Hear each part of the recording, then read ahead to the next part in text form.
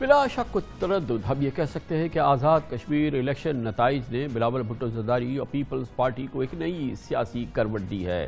Pakistan Peoples party نے ایک surprise victory حاصل کی ہے۔ 11 نشستوں کے ساتھ آزاد کشمیر کی وہ دوسری بڑی جماعت بن گئی، بلکہ پاکستان پیپلز پارٹی مسلم لیگ نون کی 6 نشستوں سے تقریباً 2 گنی نشستیں اس نے حاصل کی اور آزاد کشمیر میں اپوزیشن کی سب سے بڑی پارٹی بن گئی۔ پیپلز پارٹی آزاد کشمیر کی واحد سیاسی جماعت ہے جس کے امیدوار چودھری یاسین نے بیک وقت 2 نشستوں پر کامیابی حاصل کی، اور اگر پاکستان پیپلز پارٹی کی 11 نشستوں کی کامیابی حاصل کرے تو یقیناً پچھلے 10 سال کے دوران آزاد کشمیر میں سب سے بڑی سیاسی کامیابی ہے اور آزاد کشمیر کی سیاست میں بہت بڑی واپسی ہے۔ آزاد کشمیر میں پیپلز پارٹی کی انتخابی مہم پہلے بلاول اور پھر آصفہ نے چلائی، اور انتخابی مہم کے دوران پتہ چلا کہ بلاول بھٹو زرداری اچانک امریکہ پہنچ گئے ہیں۔ سیاسی حلقوں میں زیر بحث بھی رہی بات، لیکن اس سے بھی زیادہ قابل غور وہ سیاسی حکمت عملی ہے جس کے تحت پیپلز پارٹی نے پچھلے کئی مہینوں سے شدت پسندانہ اینٹی اسٹیبلشمنٹ بیانیے کو خیرباد کہہ دیا ہے، اس بیانیے کو تحلیل کر دیا ہے۔ پاکستان پیپلز پارٹی کی وہ لیڈرشپ جو کہ اینٹی اسٹیبلشمنٹ پوزیشنز کی وجہ سے معروف تھی، چاہے وہ فرت اللہ بابر ہو، رضا ربانی ہو، اس مخصوص بیانیے والے بزرگان کو ایسا لگتا ہے کہ بلاول بھٹو نے گھر بٹھا دیا ہے۔ یہ بھی کہا جا رہا ہے کہ آزاد کشمیر میں نون لیگ اور پی ٹی آئی مخالف ووٹرز نے پیپلز پارٹی کو کامیاب کرایا، کیونکہ بلاول بھٹو نے بہت ہی زبردست جلسے کیے اور اپنے جلسوں میں نون لیگ اور پی ٹی آئی کی مل کر خوب کھچائی کی۔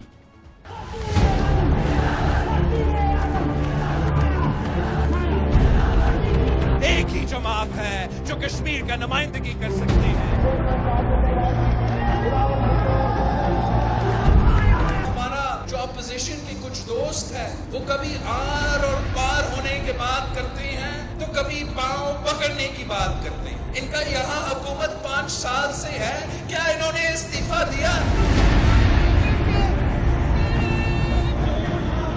ہمارا نعرہ سب سے بھاری رائے شماری، رائے شماری۔ بھٹو شہید کے نواسے آپ کے درمیان میں ہو۔ کشمیر کا مستقبل کا فیصلہ کشمیری عوام کریں گے اور کوئی نہیں کرے گا۔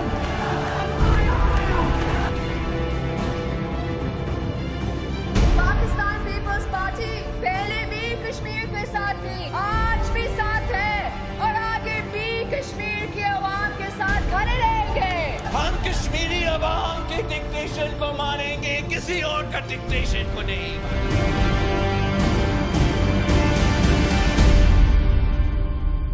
کل مظفر آباد، کوٹلی، میرپور خاص، پونچھ سے لے کے کراچی اور حیدرآباد میں بھی کشمیری ووٹرز نے بلاول بھٹو پر اور ان کی پاکستان پیپلز پارٹی پر اعتماد کا اظہار کیا۔ انٹرسٹنگ بات ہے کہ پاکستان پیپلز پارٹی کو کشمیر سے لے کے کراچی تک سرپرائز الیکشن کامیابیاں مل رہی ہیں۔ 3 ماہ قبل آپ کو یاد ہوگا کراچی این اے 249 کا بڑا امپورٹنٹ ضمنی الیکشن تھا۔ اس میں ووٹرز نے ایم کیو ایم اور پی ٹی آئی اور مسلم لیگ نون کے بجائے پیپلز پارٹی کے انتخابی ووٹ کو ووٹ دیا تھا اور انتخاب پاکستان پیپلز پارٹی کو ایک اہم کامیابی دلوائی تھی۔ یقیناً بلاول بھٹو زرداری کا حالیہ بیانیہ، ان کی سیاسی پالیسی اور ان تمام معاملات نے اس میں کنٹریبیوٹ کیا ہے۔ اس کا ایک سیر حاصل تجزیہ حاصل کرتے ہیں۔ پاکستان کے نامور سینئر صحافی تجزیہ کار اویس توحید ہمارے ساتھ موجود ہیں۔ بڑی نوازش اویس توحید صاحب، آپ کے نزدیک 11 نشستوں پہ پیپلز پارٹی کی کامیابی،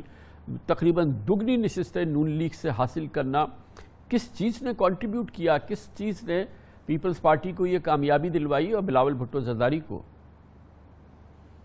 شکریہ کامران صاحب۔ کامران صاحب دیکھیے، یہ تو بہت ہی حیرت کی بات بھی ہے، اور جو پیپلز پارٹی کے کیمپس ہیں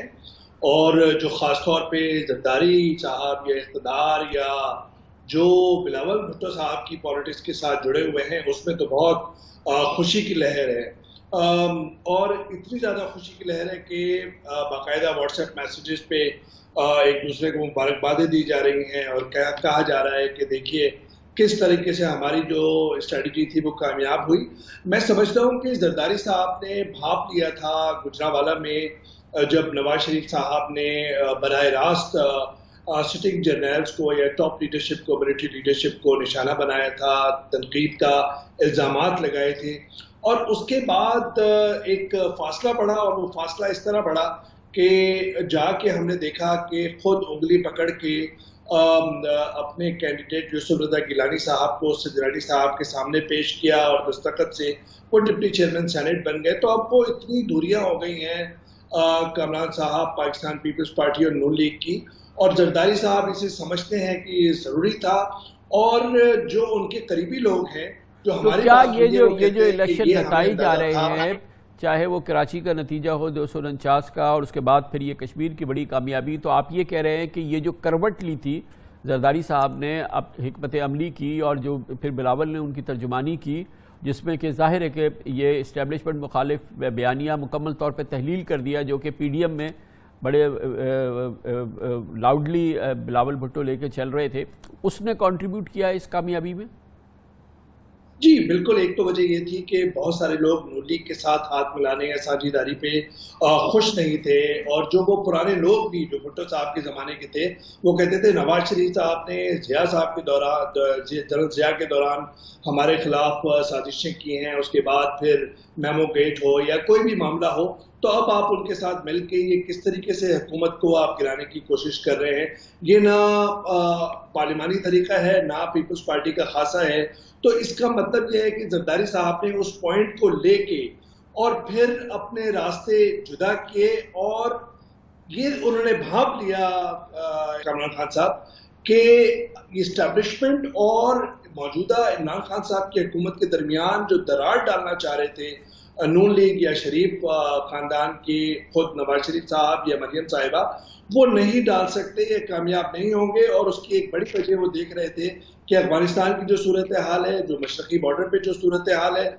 تو انہوں نے کہا کہ ٹھیک ہے تو پھر 2023 کے حساب سے کیوں نہ چالیں چلی جائیں. میں سمجھتا ہوں کہ پی ڈی ایم سے دوری اور کشمیریوں کو ان کی یہ سیاسی ادا پسند آئی, اس لیے انہوں نے ان کو ووٹ دیا کل. جی بالکل, میں سمجھتا ہوں کہ کشمیریوں کو یہ اندازہ ہے کہ ان کی جو آزادی کی لڑائی ہے وہ ریاست کے ساتھ مل کر ہے بھارت کے خلاف, اور میں سمجھتا ہوں کہ مریم صاحبہ نے غلط جگہ چنی ہے, غلط موقع چنا ہے جب انہوں نے انٹی اسٹیبلشمنٹ بیانیے کو لے کر آزاد کشمیر میں گئے. اور میں سمجھتا ہوں کہ اس شکست کی ایک بڑی وجہ بھی یہی نظر آتی ہے, وہ سیاسی قوتوں سیاسی حکومتوں کے ساتھ اتنا نہیں ہوتے کشمیر جتنا ریاست کے ساتھ جڑے ہوتے ہیں. تو میں سمجھتا ہوں ایک یہ بات ثابت ہوئی. دوسری بات یہ ثابت ہوئی کہ جو پیپلز پارٹی نے جو اپنے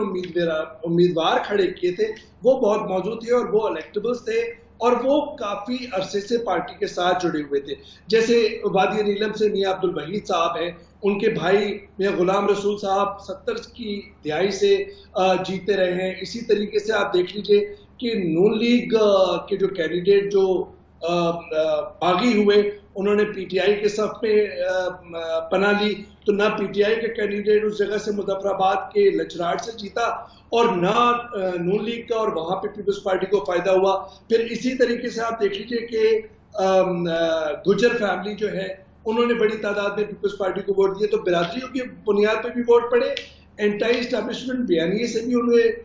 میرے خیال میں کافی سیٹ بیک ہوا نون لیگ کو, اور پیپلز پارٹی یہ سمجھ رہی ہے کہ یہ ساری جو ان کی چالیں ہیں وہ 2023 کے لیے ہیں, چاہے وہ پنجاب کے اندر چودھری برادران کے ساتھ میٹنگز ہوں, چاہے وہ جنوبی پنجاب کے لیے اپنی ٹیکٹکس استعمال کر رہے ہوں, چاہے وہ سردار اختر مینگل صاحب کو بیک چینل سے رابطہ کر رہے ہوں, یا پھر سردار یار محمد رین صاحب سے حال ہی میں ویسے یہ جو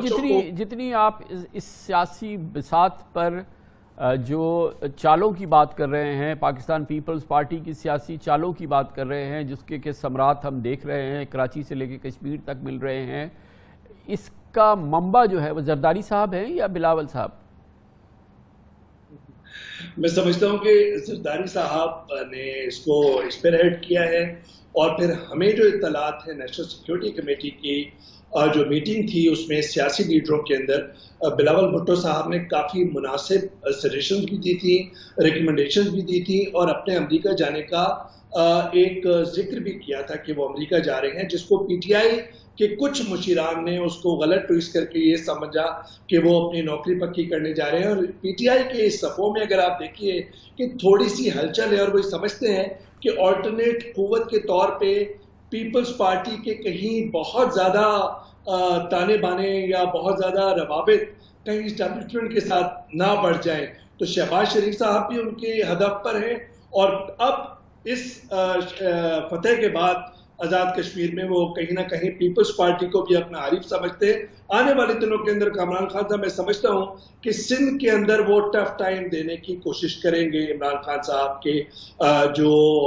हवारी हैं। बहुत शुक्रिया। वैस तौहीद हमारे साथ मौजूद थे।